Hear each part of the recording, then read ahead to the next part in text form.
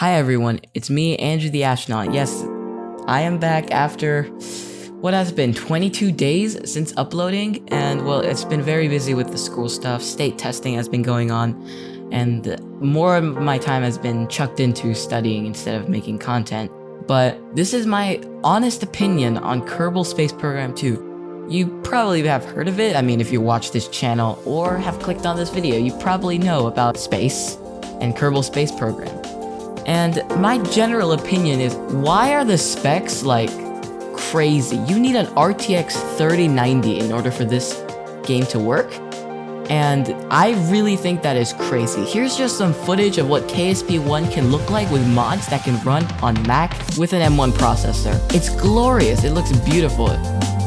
Minus parallax too, because I mean that doesn't work on Mac either. There's a very little Mac support for these kinds of big mods these days, but nonetheless, it still looks incredible, and plus my game is not running at 5 frames per second like KSP2 does. Like, I know there's a lot more work to be done with the optimizations and Mac releases and all, and I think that's when I can make KSP2 content, unless some miracle happens and I could get a really good PC that can run the game at, I don't know, 20 frames per second.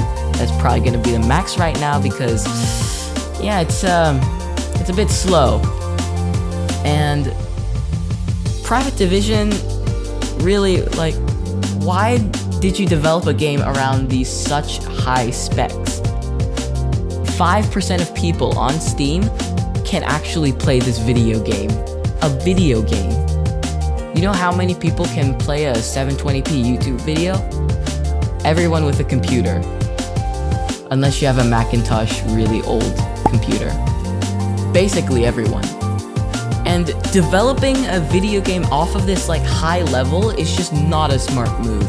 You exclude 95% of your customers, potential customers, and in turn you have to make the price higher, which means removing even more potential customers from buying it, even if they can run the game itself.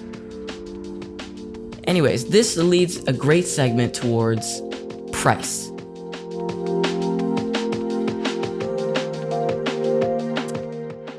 Charged at $50, are you actually getting a game that is good?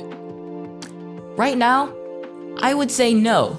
$50 for a 5 frames per second video game that really does not run well on any device, even high-end devices like RTX 4090s, 4080s, I don't know.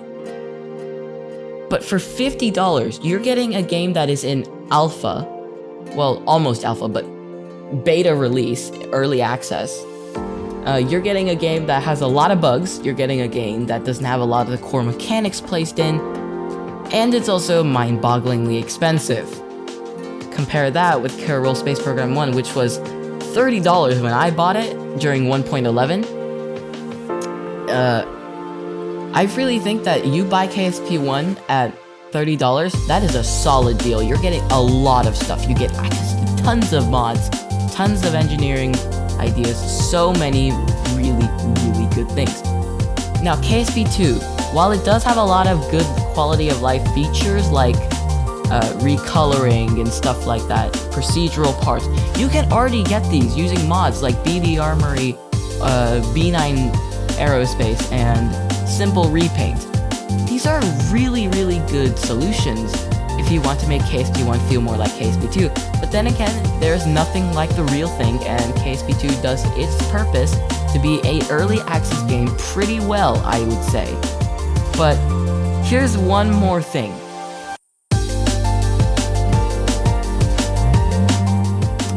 There is no Mac support.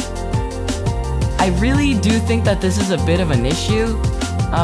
I know most of you will probably be laughing at this saying, oh yeah, why don't you get a PC and do it? Because there are specific reasons for my personal life why I use a Mac instead of PC. I had a PC, and I have a really old busted up one right now.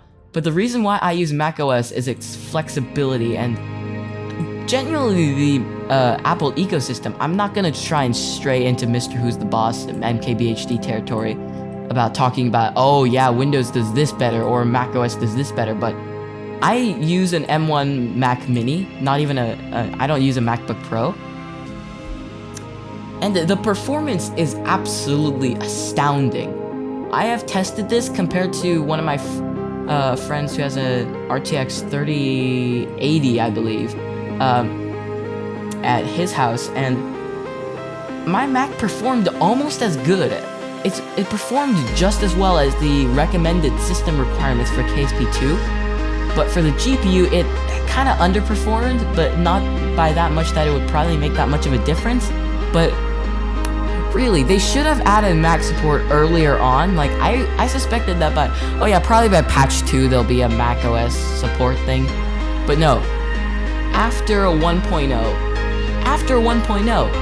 that by then, a lot of people probably have the technology to actually play this on PC anyway, using and Mac users with parallels and crossover and whatnot. But for real, do you really want to download a $99 app that does one thing, and it does that one thing pretty poorly? I don't think so.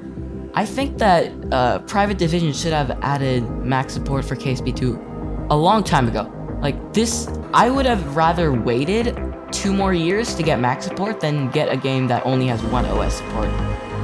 I mean, considering you guys might be like, oh well, but most people use Windows. You don't know that. Everyday Astronaut, he uses Mac OS. Matt Loud, I know he uses Windows, but this is just unacceptable in my view. It doesn't even have Linux support, and Linux support I feel like is one of the easier OSs to build into. Like, I'm no coder, so feel free, if you're a coder watching this, feel free to roast me in the comments about talking about how Linux is really hard. But anyways, I really do think that KSP2 should have had Mac support. This is one of my main reasons. You have to pay in order to play Windows games and apps on Mac. Like crossover costs like $20 a month, I think, last time I checked, and then Parallels is $99, which is absolutely absurd.